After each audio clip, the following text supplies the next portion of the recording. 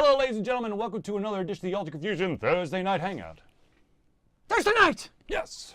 I, of course, am your host, Charlie, and I'm joined once again by the prolific hunter himself, Zealeus. How goes it on this beautiful, windy, just a tad bit chilly, but still a gorgeous night in Atlanta? It is gorgeous. It's slightly chilly and a little bit windy, and It's perfect to me. after the weekend, it will go back up to 60. I'm going to be honest. I like these chilly weathers. I like it nice, a little bit cold, get some nippiness, get some fleeces on, get some sweaters on. I love this weather so much, it makes me happy. Sure, man. Whatever floats your boat. Oh, my boat is being floated very much by this weather. Yeah, that's... okay. What? Yeah. Don't you have a boat to float in? No, I do When not. you're full of happiness and anxiety when your Mountain Dew overflows your bathtub? I don't fill my bathtub with Mountain Dew. I don't know what people have told you, but I only drink Mountain Dew in the cup or in the can. It's like the special Hunt Punch. No, God. The special, Dude, the special Dew Punch. I've seen some Hunch Punch that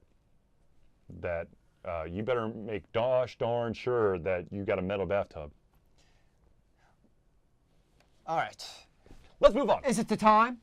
It is Is the it time. time? It is the time. Ladies and gentlemen, it's time for Charlie to hashtag do the do, where he takes in his weekly allotment of sugar and diabetes to make sure that all is well in his soul of his dual-wielding, double-fisting Mountain Dew of the dietness. One of the cherry variety, one of the classic citrus variety. It's not cherry. Oh, yeah, it is cherry. Yeah, it's code red, bro. Where he does his magnificent dew. Indeed. If I could drink Mountain Dew this late and be able to sleep by 11 o'clock, I would totally partake in the nerddom that is. But if I had the Mountain Dews, well, I would not sleep. I have grown a what's the word? Tolerance. Tolerance to Mountain Dew. I can drink a Mountain Dew or 2 or 3 or 4 and then go straight to sleep. I have if seen wanted it in to. action. It's kind of creepy, actually. Which makes the extra life thing all that more interesting because I'm drinking Mountain Dew and gotta hope that I make it to the end. Speaking of extra life, ladies and gentlemen, if you have not yet donated to whomever you wanted to for Extra Life, you could still donate. So just go over to extra-life.org, find a participant, or just do the general fund, donate some money. It's a Tax deductible. that's it. Tax deductible, and you can feel awesome about your Christmas. And it's the Christmas spirit. Or sorry, holiday experience. Screw that. It's the Christmas spirit and holiday spirit. And in the spirit of the holidays and giving, we have a couple of shops we think people should check out on Etsy. Indeed. For their season of the geek giving. All right, Season of the Geek is actually an artist that Zealeus and I ran into at the convention that shall not be named. And Zealeus is actually going to pick up one of the awesome pieces that Season of the Geek did for myself. And that, my friends, is the Green Lantern Dachshund that actually has the Green Lantern motto on it, or creed. In brightest day in blackest night, no evil shall escape my sight. Let those who worship evil's might beware my power, Green Lantern's light. It is pretty awesome. And she had a whole host of those at the convention, like different kinds. That was not the only dog to be found. Well, she's done with the dachshunds for now, but she's Oh. got coffee cups and right now, since it's close to Christmas, she's got she's shelling out a ton of ornaments. Nice. But just keep an eye on her Etsy shop. It's this URL right here. It's www.etsy.com/shop/Season of the Geek, all one word. And you too can check out some of the awesomeness that she creates. Quality work. And our second Christmas bonanza for you is this is a friend from high school of a Parisium design. Basically, she creates more geeky things. Hers are more of, so she gets glassware and she etches them with geeky designs. And her other thing she does is canvases. So she gets, decent sized canvases. And what she does is kind of geeky phrases. So it'll be like, this is a house of science. And I'll have like science things, like we believe in evolution and vaccines, and I'll have like all those kind of things. But she's got ones like that. She's got things of like the sci-fi nature. She's got things of the fantasy things. So kind of geeky, very geeky type of like murals that she does. So she's got a lot of that stuff going on. Very cool for the Christmas giving too. So these are both great indie, Etsy shops. They're doing their own thing. Both of them, they have families, they're raising them. This is what they do because they love it and they enjoy it and they have lots of fun doing it. So support your local businesses. And by doing this, people who are making them in their own houses. It's not going to some weird outsourced, warehouse we don't actually know what's coming out of. These are people who are doing it by hand because they love it. One thing I will say, and it definitely equates to both of these individuals. They're actually, they're making their art their own. Yes, they're going with a specific theme, or perhaps they're creating, like a Harry Potter or something, or the Green Lantern or whatever. But they're putting their own spin on it. There are those individuals, and Zealeus and I think can agree. There are those individuals who are just there to try to ride off into the sunset with someone else's talent, because they just literally took something, applied a couple different Photoshop layers, and then want to sell it to you for $25 a pop. What convention was that at that happened? That was MomoCon. Was it MomoCon? Well, actually, they've done it. He did it at several conventions, but MomoCon, they asked him to leave. Well, since we're on the topic of conventions, one of the things I love about going to conventions is walking around the artist alley. And the thing that always catches my attention is it's not like a reproduction of a show's art. Like, I can go online and get that from their website. It's when you see unique designs like the Dachshund, or unique things. One of the things I love is like when they do like shot glasses or glassware with like their own. Might have like the original Doctor Who thing, but they do something their own spin on it. Right. That's the kind of stuff I like, when it's their own kind of original take on kind of that famous piece of artwork. And that's the stuff that really catches my attention. I just love seeing those original ideas come out that you see at these conventions. Is really fun to me. Right, the example we gave about the dude literally just ripping off someone's stuff. So that is an interesting can of worms that technically, no one should make anything of a licensed product. However, the vast majority of the time, people are going to be able to get away with it at conventions, because it's probably one of those like one and done things. If you make a big, deal about how you can draw, I don't know, superheroes from the DC universe, and they look spot on, and you don't change a damn thing, and you're starting to gain some, notoriety, popularity. DC might come after you. But if you're doing like, oh, I've got this limited edition Green Lantern / Superman / The Flash, all-in-one man picture, chances are that, you're probably like, I got bored, I drew this by hand, and here you go. I think that's a big thing. If you're just doing it at conventions, or let's just even say like, maybe selling on your little Etsy shop, there's probably definitely a threshold of what are kind of your sales. Right. It's, if Stan Lee all of a sudden starts hearing about you and how you're making his characters come to life in your own comic, that's probably going to raise the eyebrows just a little. And I think that's, the difference. And I think it's also kind of degrees of separation makes a difference too. Are you drawing Batman in his original look and, image, and not changing anything? Or, they're doing the Harry Potter designs. Is it, are you taking quotes from the books and mashing them up? Or are you literally just doing it word for word? Things like that, they matter. And are you, doing kind of a derivative, or just a straight up copying and pasting? And that definitely matters, I think, in the long term. And really, it comes down to, are you being detected by the IP holders? Right. And I think, the conventions, they help with the popularity of your IP. People come there, they see this. It's like, oh, that's fun and interesting. I'm going to get that. And it's basically free advertising out my house when my friends come in that you see this Doctor Who thing. I think it's, if you think about What's up, Nakamoto? Technically, those Harry Potter posters I have are probably in some way, yes, copyright infringement. Oh, I'm sure.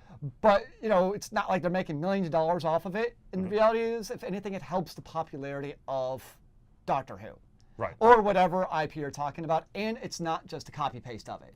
And that's kind of artwork I like, is it's that unique take on that artwork you've seen. And it's not just a straight up copying and pasting of the TARDIS out of the intro montage. Which people do. Yes. No, I'm not going to lie. But okay, so anyways, check out those two Etsys.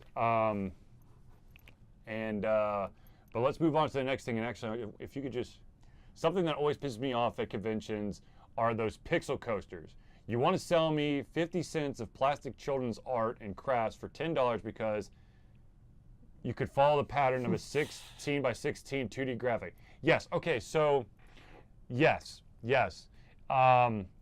Here's the deal. If you are making like, some kind of like handcraft stuff, like you're making like, I don't know, superhero keychains that's like canvas and I don't know, some other type of material on top of it, and it takes you 2 minutes to create one, and you turn around try to sell it for me for 15 or 20 bucks, hell no. I understand, like if you're like, if you're hand drawing a very detailed descriptive picture, or you're freehand drawing all that stuff, sure, that's awesome. But if it's something that it's That's actually one of the best deals I've had. It was, I don't remember what convention was it at, but it was this girl, and she hand paints shot glasses, and they're all Doctor Who themed. It was 3 of them for $5. Ah, yeah. I'm like, wait, you're hand painting these? Like, I'll buy one of these for $5, but 3 of them for $5? I mean, that to me was a steal. And I'm pretty sure this dachshund right here, I think it was like 10. Yeah, it wasn't that much. No, Yeah. I mean, this took a while too. I mean, it ain't, this isn't something you just splash paint on and you're done. It takes some art, some style. And you're not just creating this little, you're not you're not like bringing in a box and slapping a bunch of stickers on it and be like, look, it's a nerdy box. Buy it for $30. Now, what I do love, this is kind of what Axel Thim's saying, is I do like looking at all of the magnets, which I know for Japan at a convention are totally overpriced for what it costs to make them. Magnets and buttons. Pins. Oh, the buttons. Yeah. Yeah. Where they've got the button maker right behind you going, okay, they're Those are $5 a ripoffs. pop. Like, no, they're not. Those are like, at most, 50 cents a piece, yeah. 75 cents to $1, because they're like, but look at the vintage comic look. I'm like, yeah, I can print the vintage comic look out on a computer. You know what we need? We need our own button maker for Alt Confusion. Seriously. Oh man, yeah, that would be cool. Actually, we got one for school. They're actually really pretty cool. Oh no, I know. Anyways, but yeah, you definitely make a good point, and that's, you definitely see the conventions. You definitely see some artwork, work that's up here, and you see some stuff where it's kind of like, okay, I'm just gonna walk by, but they're still there. They're still trying to do their thing, and I respect that. They still want to sell the goods. I have zero artistic ability whatsoever. So anybody who can do their artwork and they can draw a stick figure without it making it look like they're dying in a pool of blood, props to them, because I can't do that. I just don't have those kind of skills. I was trying to like ninja change the order of stuff, but of course I failed. But anyways, we just want to do a quick shout out to what's up, Rented Tomcat. The Weed King returns after a long time. Yeah, man. All right, so one of the steadfast fans of the Ultra Confusion show in all of its different respects, and actually we met them at the convention that shall not be named. It's his birthday today, and it's his 21st birthday, and I tried to convince him several times to get his ass down to Atlanta. He could jump on the show, and then we would take him out to drink, but he said nay. Can we sing happy birthday to him? No, Happy no. Jesus Christ, no. birthday You do not want to No, you. Zealeus, cut it! Okay, I'm done. I will cut your mic off, sir. Would that be such a loss? In that respect, no. But seriously, happy birthday, WhiteKid47. We will see you for MomoCon, and we will get you a round of drinks. We do love some White Kid. He's a good guy. And of course, he is very well known, or should be well known, for his cosplay photography. So if you go to a convention, if you cosplay, or hell, if you don't cosplay. If you're in an anime convention, see if WhiteKid47 is there. If he is, make sure you're on his schedule because you'll want to be there. Indeed, he is the man, the myth, the legend, White Kid 47. Happy birthday, brother. I hope you're having fun in Charlotte. Not Charlotte. No, Columbia. Columbia, thank you, South South Carolina. Of course, be safe, though. Just don't drive. Or do Uber. Much easier. Whatever it is. Indeed. All right, now let's go into some of the topics we want to talk about. The first one is limited time DLC. So what are the interesting and fun things that free-to-play games with in-app purchases, also they utilize the energy currency, is to kind of like drum up the activity on the game. They do these limited time releases of this character that could be super duper. You don't really know, but if you do this and this and this, there's a chance you can get it. Or if you complete this quest or that, you complete a series of quests, you get this extra stuff. So my question to you, Zealeus, and the audience, please, is audience. what exactly do you think about this? Is it okay? Is it kind of a bullshit thing? One of the examples that comes straight to mind is a game that I continue to play. I know this is crazy, but I can never get enough of the Crusaders of the Lost Idols. Ah, yes. They do every single week, basically every single weekend. What they do is they give you like a theme of a set of levels that you have to beat in a certain order to unlock more stuff.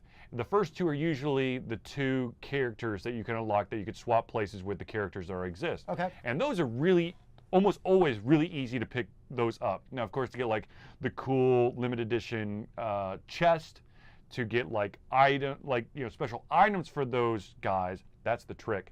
They give you the characters, but they don't give you any of the items for those 3 slots they have, unless you do the further on quests. Yep. So you only have a limited amount of time before, there's like, you have 3 days to do this, and after 3 days, it's gone. So but the thing is about Crusaders of the Lost Idols is that from time to time, there's these quests that you could send your characters that are not battling on. And sometimes you might get a rare quest that would allow you the opportunity to maybe unlock a person that you don't have, or an opportunity to maybe gain that item, because you're trying to, the way that the questing works is, it's looking for specific attributes for your characters. The more attributes you fill, the better chance you have at being successful. Yep. So with the items and the characters, it's usually, you're probably looking at about like a 70 something % chance of you coming back with it. But it's always like, it's like a 3-day thing. So you're gonna lose those characters, and it's like 5 characters you're gonna lock away. Let me ask you a question. Yes. So when these special chain event quests happen, and the idea is they want you to invest a little bit more time into these, does us actually get you to invest a little bit more time into the game during this special timed quest? So if I know about it, yes. And they've done their job. Because, yeah, exactly. And that's exactly why I have no issue with these. Is, let's be honest, if you're a video game producer, your job is to get your player base to be interested in the game. And probably the biggest place where I saw this is really with MMOs. It's a really big deal in the MMOs where they come out with seasonal content. Christmas is the biggest one. And it makes sense from both a gamer standpoint and the developers, because it gets the players interested in the game. A really big issue you have in any game, not just MMOs or free-to-play games, just all games, is getting bored of the game. And when you have these kind of seasonal events that are going on, you usually got a Halloween one also in there, of course. Then you leave to Thanksgiving, then you get to Christmas, and then you get into spring ones. It keeps things varied and interesting. You're not just waiting for the big patches to come out with the big new content. Right. You also have seasonal content. And I think the other trick too, though, is at least from my perspective, MMOs, is so much of the game is grinding for your next big fat loot. You grind for my purple, I grind for my purple, no, I want an orange, no, I want an orange. Is a lot of times in the MMOs, these items, they're more fun than they are actually powerful. Probably because A, they're limited in time, and B, they don't want to break the balance of the game, because that's a whole lot of testing if you're going to try to have a super fun game. But it adds, I think, a little bit to the fun part of the game. Part of what you had when I played Rift is you could get snowballs from the quest. And you could go around throwing snowballs at your players. And people would save these damn things for like the summer.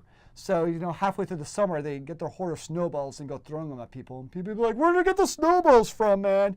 So I think at least in a social type of game, they can add an extra fun dynamic that sometimes is missing, because so many of MMOs is just grind, grind, grind, grind. Which is one of my biggest, well, no, the thing is, I'm okay with the grind. My issue with MMOs is always going to be, to the day I die, my issue is always going to be the fact that you have to grind, grind, grind with complete strangers. Potentially complete strangers. Which, yes. Yeah, we and I differ. I enjoy that part. Charlie does not. That is okay. I'm sorry. It's just, I've been burned so many. I think it's because of the fact that I've been burned so many times with just total bullshit morons who literally are Leroy Jenkins incarnate. We're like, So I've already done this quest like 5 or 6 times with a bunch of really cool guys. So I'm just going to run through and I'll see you guys in a little bit. So I will say, when I'm playing MMOs, especially in the lower levels, I do not quest with people. A lot of times when I'm doing low levels, I'm like, screw you, I'm going to do my own thing. Because I totally get that for low levels. What it really came down to me is, I don't think you ever got to this time investment in some of the MMOs, was getting to that point where you need to have a guild to succeed. Well, right, okay, so And it changes. It becomes almost like a different game at that point. well, I think it's the problem with me is that it's it's smacking you in the face early on, in my opinion, early on, basically 2, 3, maybe 4 hours in, going, you need to party. I'm like, no, I don't. What you're talking about is, we're talking like later, like halfway through all the levels type situation. Those people have put in the time. They understand the angst of having people fuck them over. And so they're going to try their best. However, I don't get to that part, because I'm dealing with the dipshits that are level 8 going, I'm a god, and sprinting through and then, completely wiping the party. Yeah, no, I get that for lower levels. The people definitely it's the definition of Badlands chat. If you ever played World of Warcraft, you know what that is. Uh-oh. MMO is not a game or genre. It is a mechanic aspect of other genres. What you guys are talking about are bad implementations of that mechanic.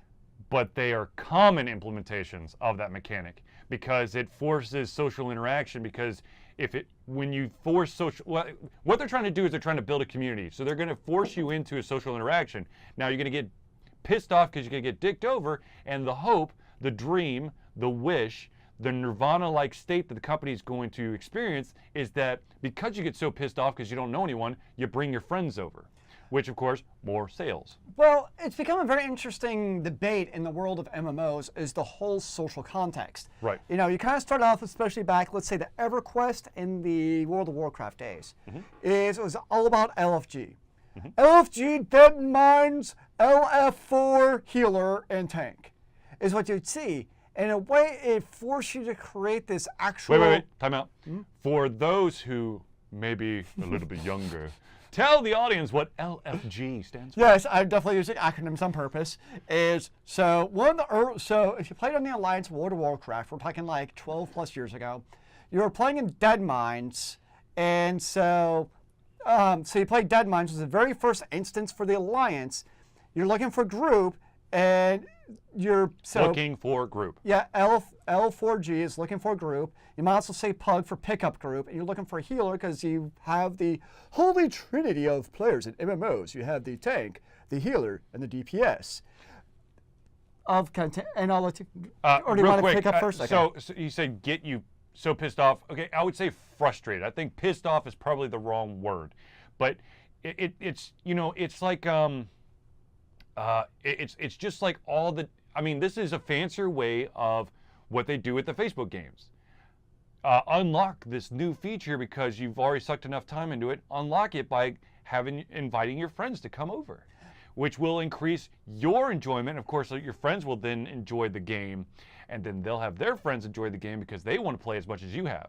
See, going back though, the ironic part though is that's actually kind of changed, because back in the day, you had to really find people you knew because it was really hard to find those players because there was no looking for group mechanic built into the older MMOs. What is Axel? Whereas now, one of the things that people get cranky about kind of in MMOs is you've actually lost the community aspect of a lot of MMOs, because with the looking for group mechanism that's built into the game, you no longer have to spam chat. You no longer have to know who's actually on your server, because it's all this cross-server groups that are automatically created.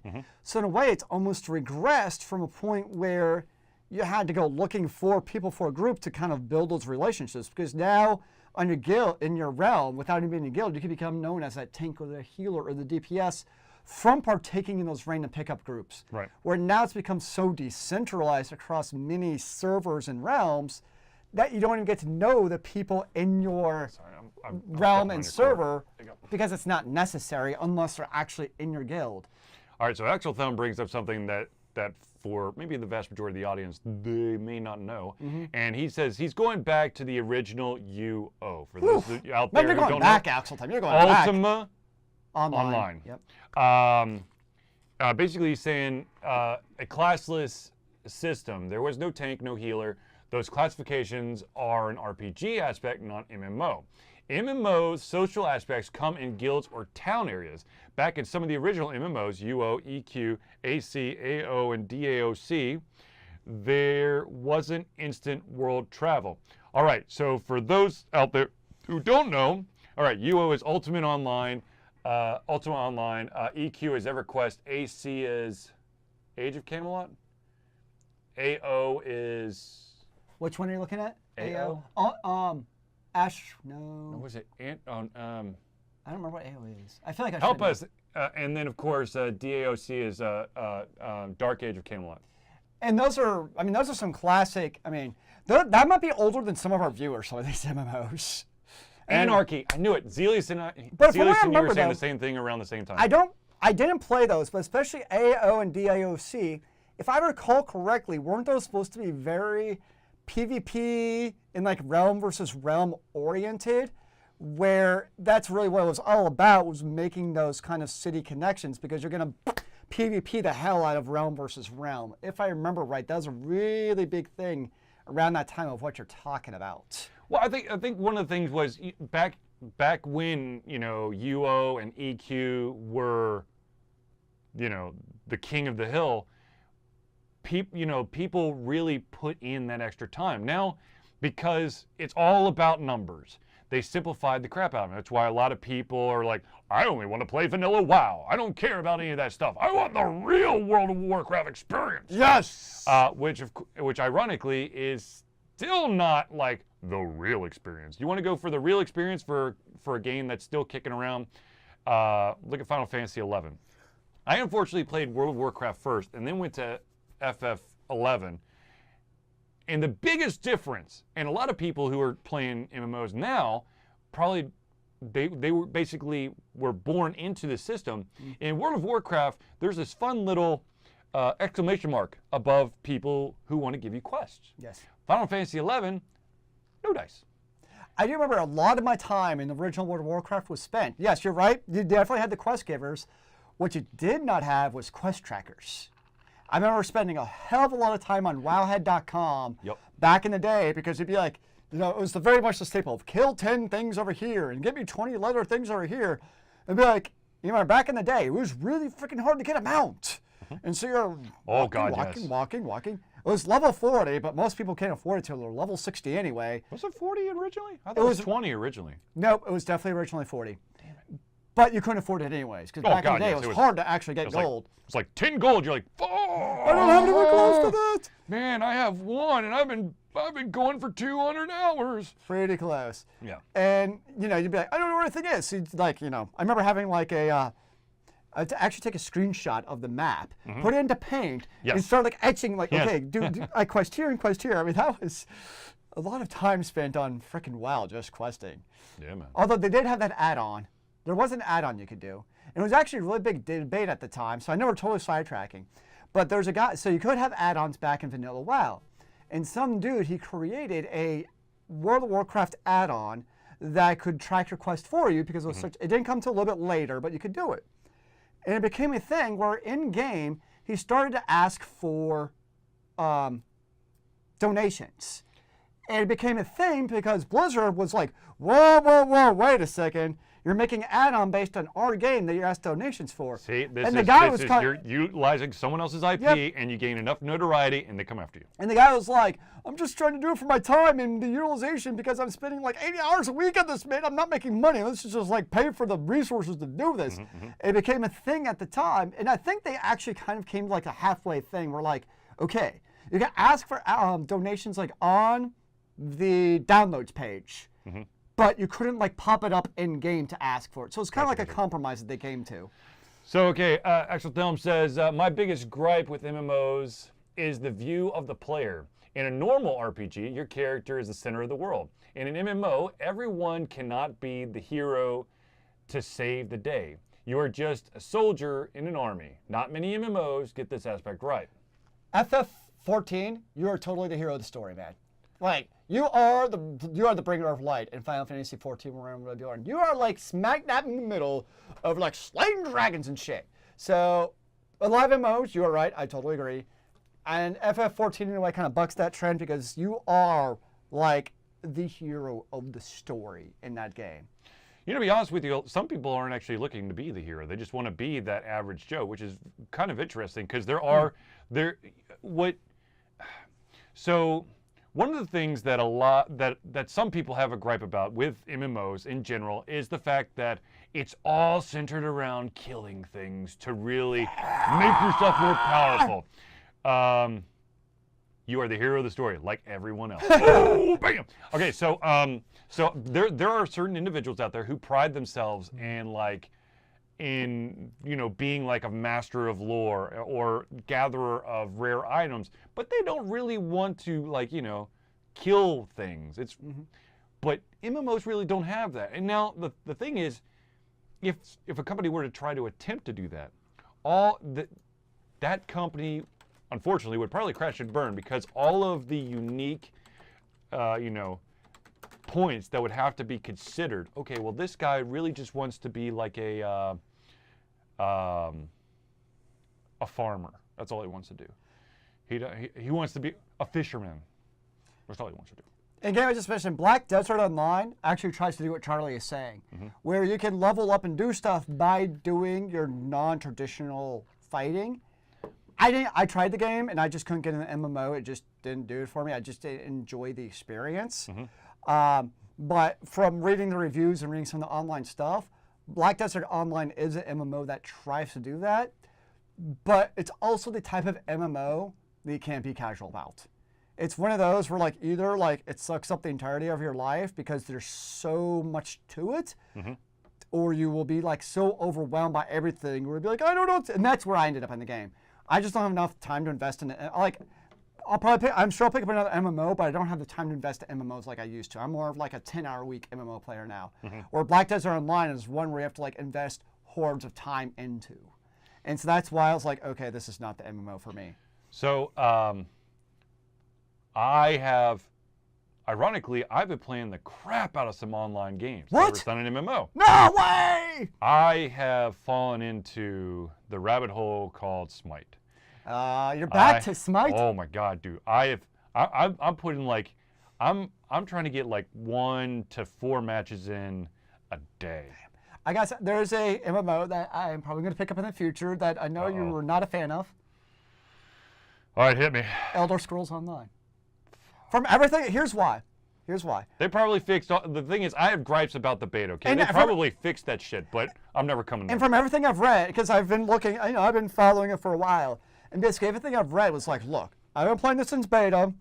Beta was shit. Yeah. The game is good now. So it's got everything I've read.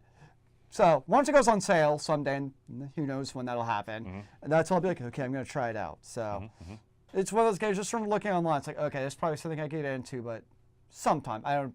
Probably after season's over. Well, there you go. Or it could be when I get back from Christmas. Who knows? You never know when it comes to video games.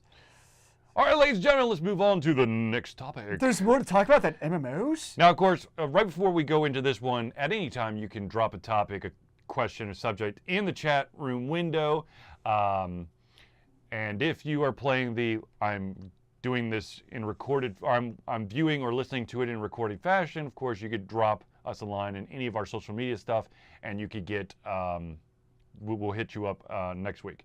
ESO is my MMO of choice. It is free to play now, in-app pretty items. And that's why I want to try it. And I've heard, as far as MMOs goes, it's, from what I've read, it's somewhat still cookie cutter, but it's fun. That's what I've read about it. It's actually, compared to other ones, it's a fun gaming experience. Can you build an impossible tower of books right in the middle of town? Oh, Lord. That's what my buddy Manny did. Some of you might know him as the angry German, but Manny's in. How is Manny doing? He's in Houston. He's doing fine. He's got himself a sweet, cute little lady. Nice. But anyways, yes. So the next topic, and this is for us and the audience once again.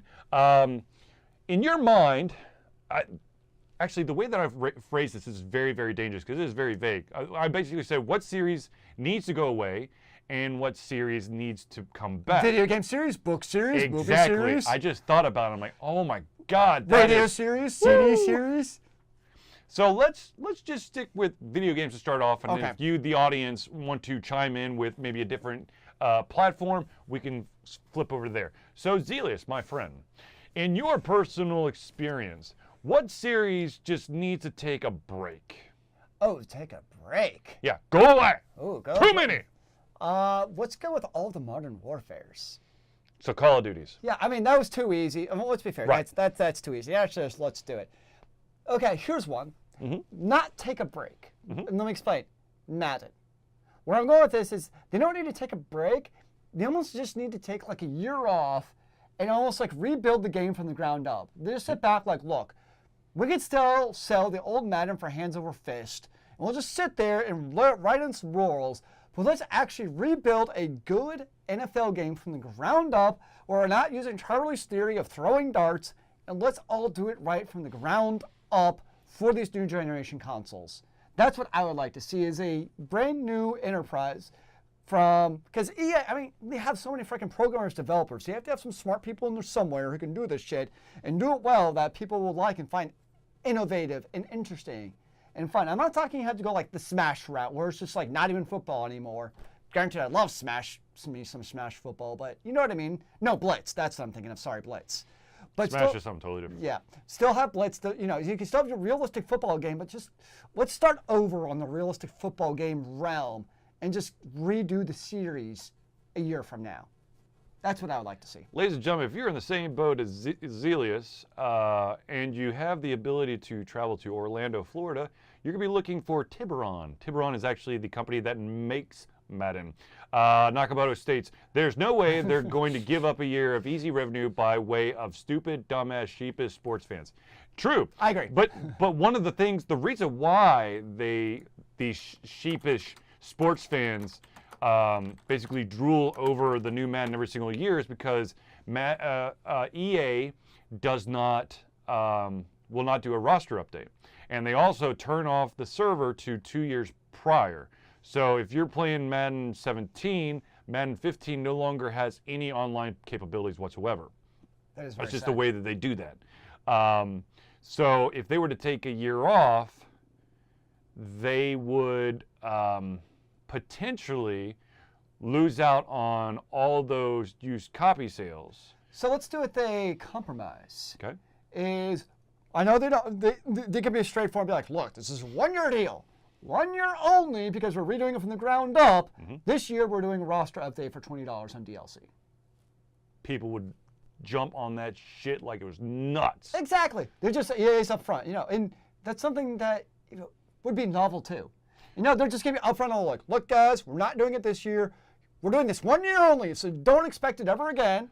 But here's Right. our $20 DLC, and we're gonna go back to doing the year release after. However, to Nakamoto's point, there's no, first of all, there's no.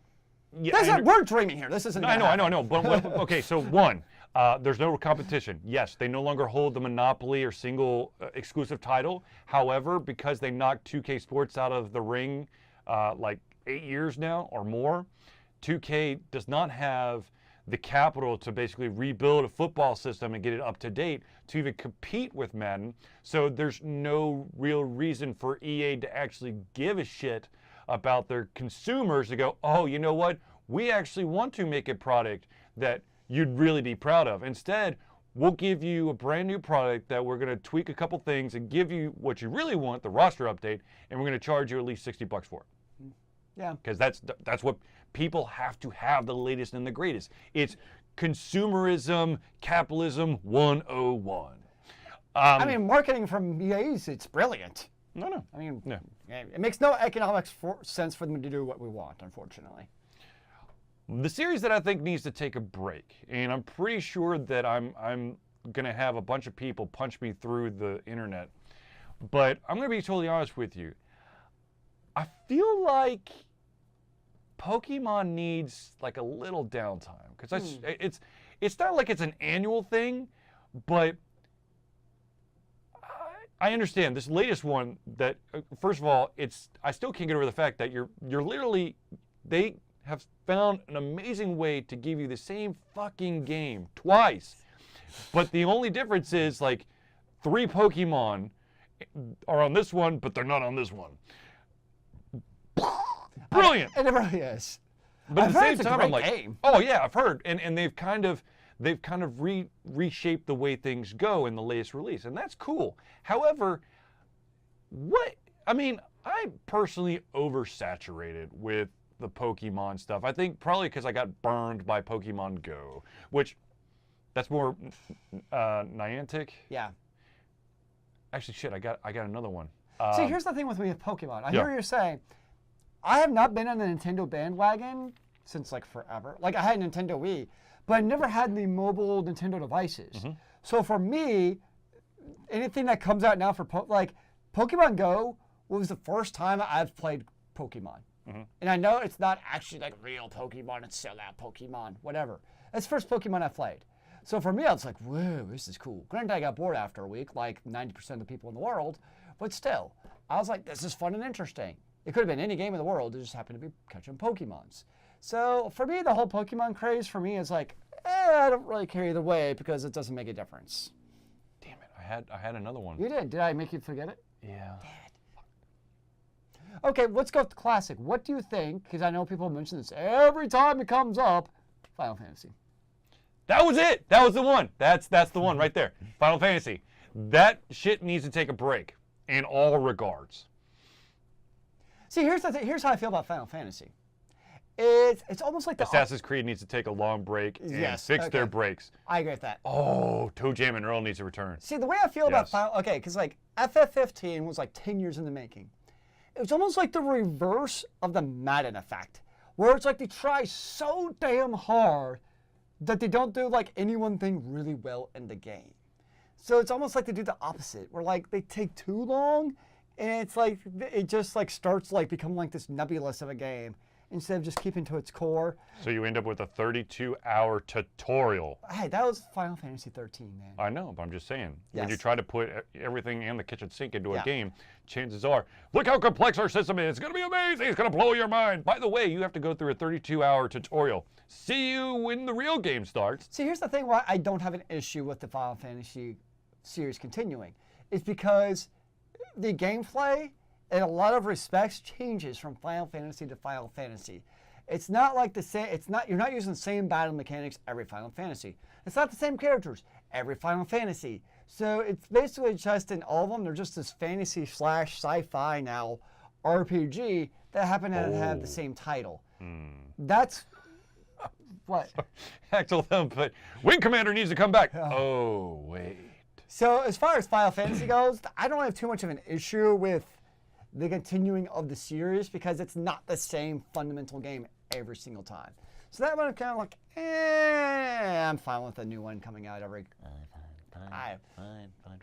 Okay, so for those of you who don't know, what Axel Thumb is saying is he said he wants Wing Commander to come back. Oh, wait. The reason why he says, oh, wait, is technically Wing Commander has been trying to make it back, however, under a different name. And that, my friends, is Star Citizen. Because Wing Commander was created by some guy who decided to go all Hollywood, and then he came back. He's like, I want to make another game. It's going to be amazing. It's going to have everything in it. Oh, shit. Kind of like Final Fantasy 15? Yes. But, so yes. Of course, series that needs to return, easy for me. I want to see more .hack. I want more .hack. No, if we want a frickin' MMO. Yeah. Like, .hack is an MMO. Just happens to be single. It's your dream. Come alive. Like, wait a second. Yeah.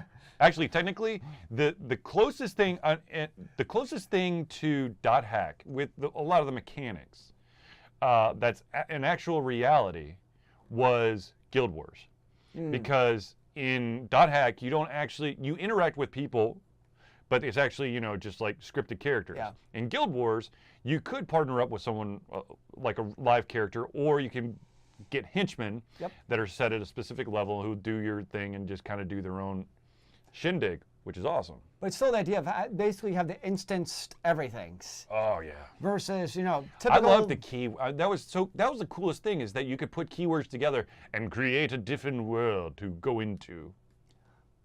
You know what I'd love to see that in? a hack and slash RPG. Because take like the original Diablo was completely randomized dungeons. Everything was procedurally generated.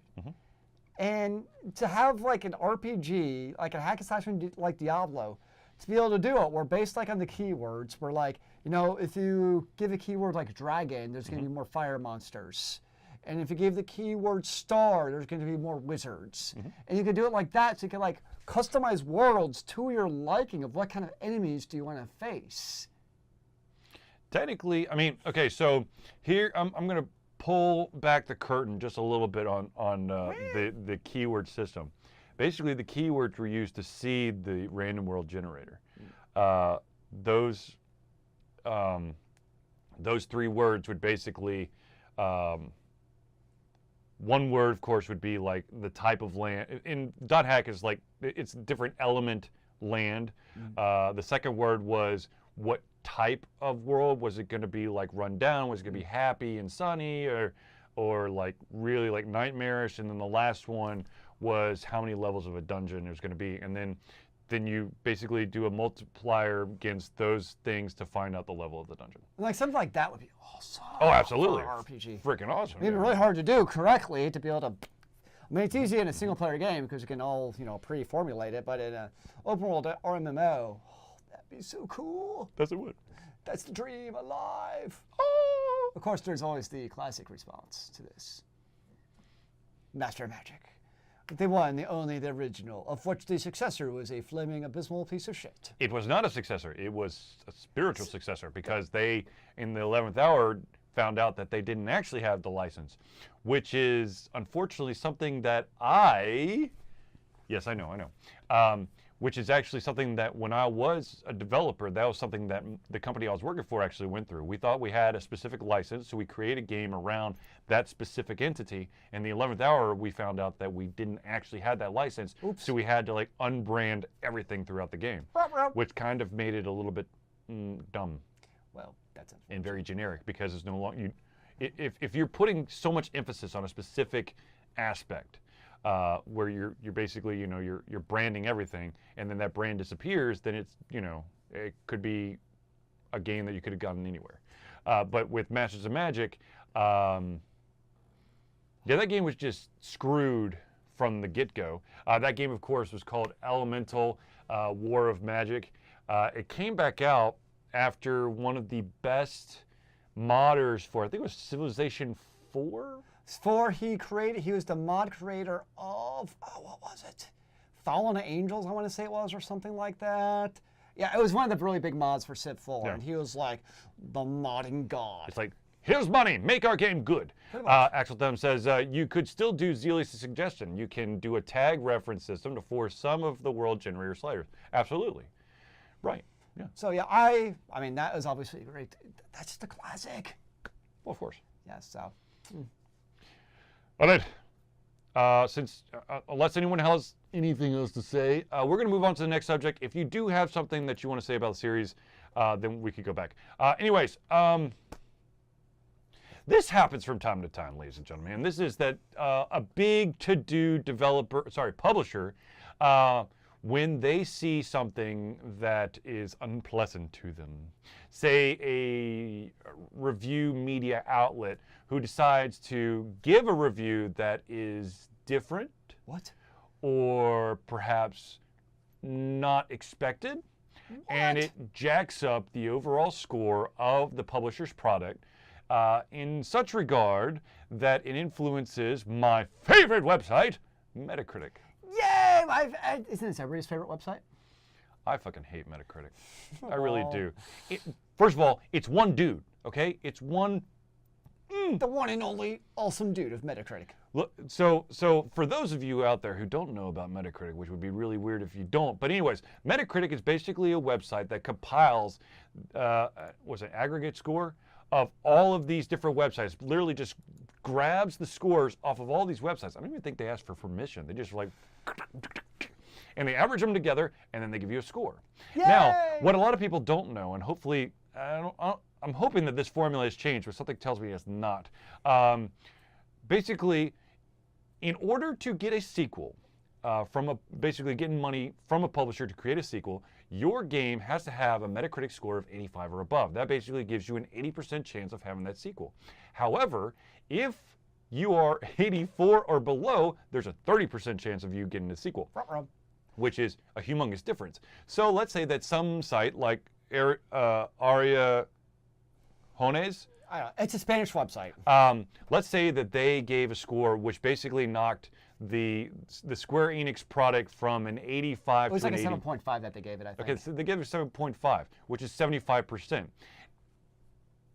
Okay, first of all, one of the biggest issues with Metacritic, and this is why a lot of the media outlets are constantly wanting to strangle Metacritic to death, is that Metacritic takes liberties in trying to convert other people's scoring systems to the 100-point scale.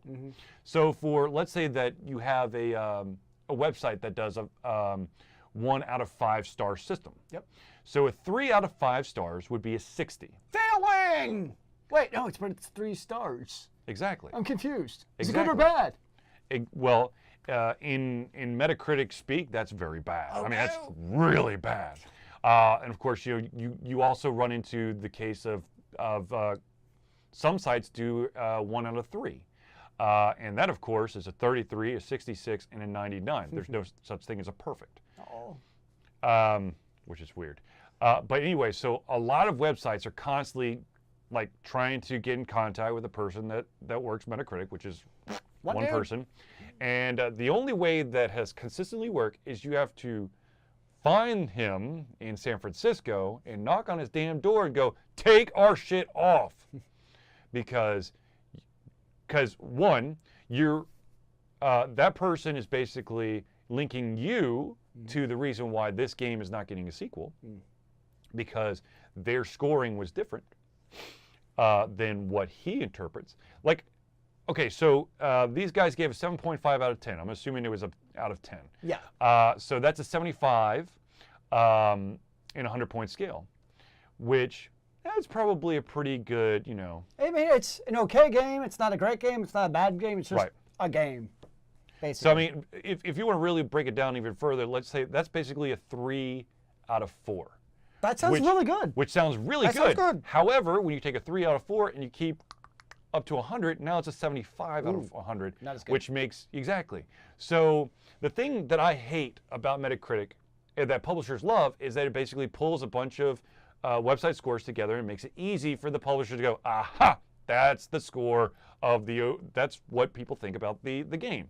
Now, the interesting thing, and this is why Zealeus actually likes parts of Metacritic, is that there are user scores as well. Unfortunately, those user scores are not factored into the Metacritic score.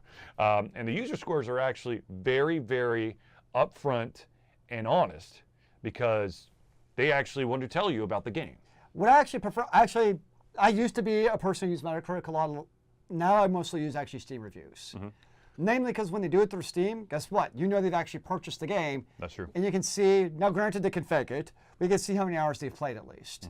So you can at least have an idea of, you know, okay, these players played the game, you know, you can see, okay, they put 900 hours into this game. They might have a decent idea if it's good or not. Right. If you really want to fake it and have the game run in the background 24/7 for a month to fake me, more power to you, brother. Well, the thing is, a lot of the games actually, they don't factor off the game just running in the background. There actually has to be input initialized. Now, of course, you could do what's the drinking bird, which I think is an episode of The Simpsons. Like Homer had to push this one button. It's basically like a Lost thing where you had to push this button ever so often so that the nuclear power plant didn't explode. And so at one point, it's like, I don't even have to be here. So you just put a drinking bird that was like. I think more thing, this just kind of raises, you know, so Area Huganes has been basically, they will no longer get review copies from Square Enix. But it's just kind of that idea, you know, if you're a review website, you know, especially for the bigger AAA titles, part of your lifeblood is, you know, getting those pre-release reviews. Right. So you get those eyeballs, you know, you want to be the first game website that has that review of Final Fantasy 15. Yep. And so now all of a sudden you're not able to get this pre-release copy. Now, of course, guess what's going to happen in the back of your mind for the next review? If you're going to give that game a 7, you're going to be like, oh shit, dude, we give this game a bad grade, we're going to get blackballed again? and then we won't be able to pay the bills next month because now we won't have the views.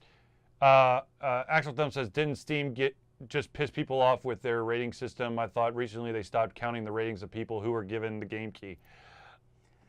They stopped giving it. What was it? You had to get this. You had to get the key through. What it is? You have to get the key through Steam for it to count. So basically, if you get your key off of GOG or Humble Bundle or through the developer, and you just go to the Steam add key mechanism, those reviews do not count towards the overall Steam review, is what it is. But again, you can still see them. It's just it doesn't get factored into the overall highly positive or negative. But that's an actually interesting point, though, because even you look at Steam reviews. Okay, so we're talking about Metacritic, which is 0 out of 100, and even Steam doesn't have a numeric average. Theirs is overwhelmingly positive, very positive, moderate, mostly positive, or whatever it is. So they're not even using their 0 to 100 metric, which totally obviously flies in the face of Metacritic, almighty Metacritic. So even in that regard, I mean, how the hell would you compare Steam to Metacritic? Well, technically, Steam is on a 5-point system. It's just that they tried to, when they factor in all that stuff, there's they actually go to at least the decimal point to actually give you a little of extra verbiage there to make it look even fancier. Now, the very interesting thing is when it comes to iOS reviews, you have to purchase the game through the store, unless, of course, it's a free app. But if you get a key, like Ultra Confusion, we can't actually post the review in the App Store because it says you don't actually own a true copy, because the vast majority of the copies are considered beta keys. And that's the other thing. When you have a key from the developer, it labels it as beta. And that's why it doesn't count towards the overall score. I did not know that. Yeah. Well, that's the other thing that actually I really hate about Metacritic is, and when I was looking at Metacritic 10 years ago, there wasn't a whole lot of DLCs and expansions and revisions. Whereas nowadays, when you look at, let's just say Final Fantasy XIV, you look at a review at. Okay. You're looking at freaking reviews from pre-A Realm Reborn. So when you're looking at the overall averages, you're looking at averages from 8 years ago from a game that's been out for 8 years. Whereas when you look on both Steam and iOS, the immediate reviews are going to be the most recent version. Right. So that's something I actually appreciate about, especially Steam reviews, is I care about the recent version probably more than the review from 4 years ago. Because that's not really relevant, because most games, it's a big thing in every online game, is the content changes. And what is it like now versus X number of years ago? True. I mean, it'd be like basing your purchase of World of Warcraft off of a vanilla WoW review instead of a, I don't know, Mist of Pandaria review. But if I buy World of Warcraft, can't I still play the vanilla version? No. Well, no. Although, actually, so going back to that real quick, so you had the original Realm, whose name I'm forgetting because it's some funky name. They had the talks with Blizzard, and they had positive talks like 6 months ago, and since then Blizzard has been completely silent to them. So the server group has been like, you know what, pretty much screw this, and they're releasing the entirety of the source code for their servers to a third party, who's now going to try to redo the whole server shebang all over again for vanilla WoW. So we'll just go in this circle of release server, shut down, release server, shut down. It's just going to be a whack-a-mole by Blizzard, basically. Yep.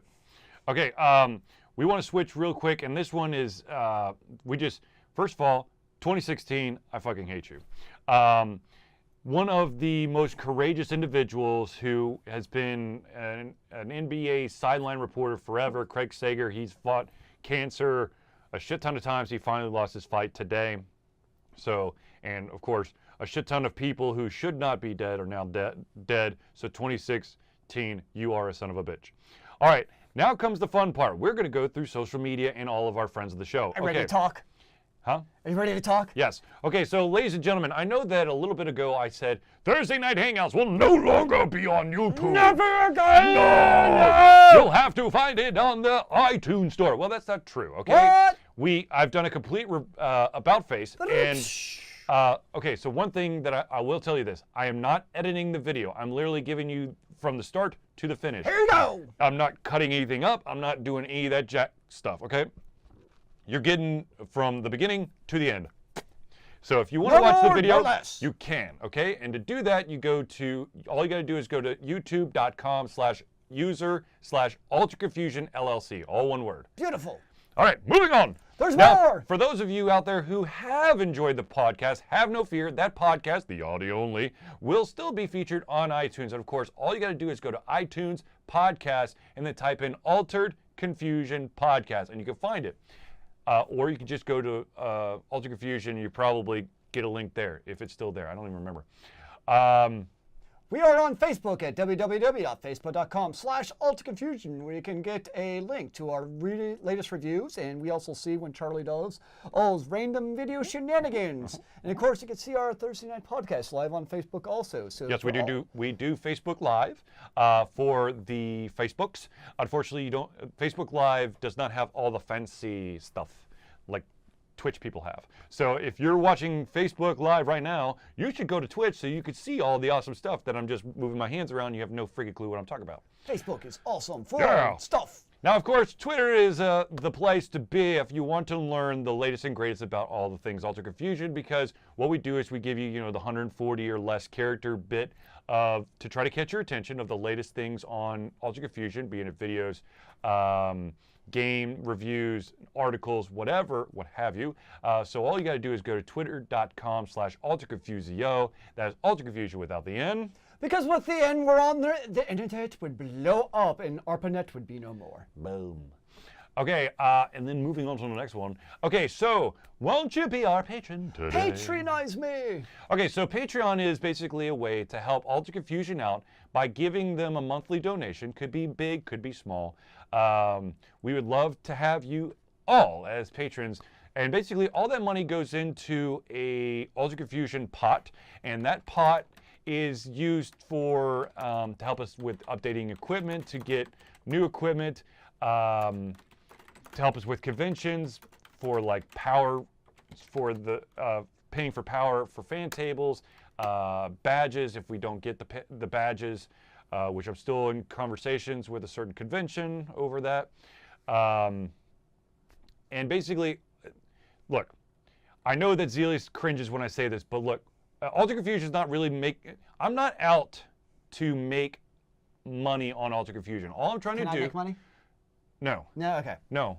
All I'm trying to do is I'm trying to make enough money to allow Altered Confusion to stay open, to stay afloat, and to be up to date, and allow everyone to get the reviews, the interviews, the articles that they want. Hopefully, with the money, I may be able to entice individuals to help update stuff, to improve Altered Confusion, maybe add additional people to write articles who need an incentive to do so. I, of course, do not. I just love video games so much. Charlie is a video game of lovers. And actually, to be honest with you, I'm an indie creator lover. Because Altered Confusion, as you might have noticed, has basically expanded past the digital video game realm. We love authors, artists, pencil paper RPG guys. Speaking of pencil RPG people. Yes. Craig Campbell. Craig Campbell, of course, is a huge friend of the show. All of his games you can find on nerdburgergames.com. Sorry, so that's Nerdburger Games, but he's also part of. He's also part of the Nerdburger podcast, which I believe is a weekly release podcast on iTunes. And to find out more about that, you go to nerdburgershow.com. Very nice. One of the other friends of the show is Shoreless Skies. It's a guy. It's a gentleman by the name of Derek A. Kamal. He has a book called Homes, and he also has a game called The Dig. It's set in a dwarven centric world. Go to shorelessskies, all one word, .com to find out all the stuff that he is currently doing. I just really like the name Derek Kamal. That's just a cool name. It rolls off the tongue. It is. All right. Of course, if we're going to go with, if we're talking about Nerdburger games, Nerdburger podcast, we also have to talk about Vitamin Geek podcast. The amazing gentleman from Tennessee who helped us orient ourselves to Canuga the first year we were there. And of course, we have continued our friendship. Indeed. So check out vitamingeekpodcast.libsyn.com to find out the latest and greatest of their podcast. Now, of course, the Nerdburger and Vitamin Geek, and of course, our personal podcast can be found on iTunes. All the iTunes for all your love. iTunes, man.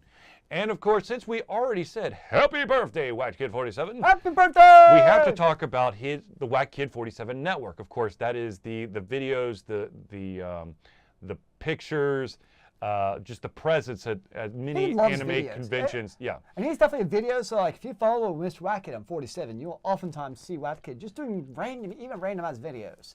It's like, dude, I'm just walking in my house and I'm streaming stuff. It's awesome. So if you want to learn, if you want to basically be in the know about Whack Kid 47, we highly recommend you go to youtube.com/user/whackedkid. That's WACKED 47, all one word. I really want to know what the 47's all about. I have no idea. We'll ask him when he comes to Momo. Can't be his birthday.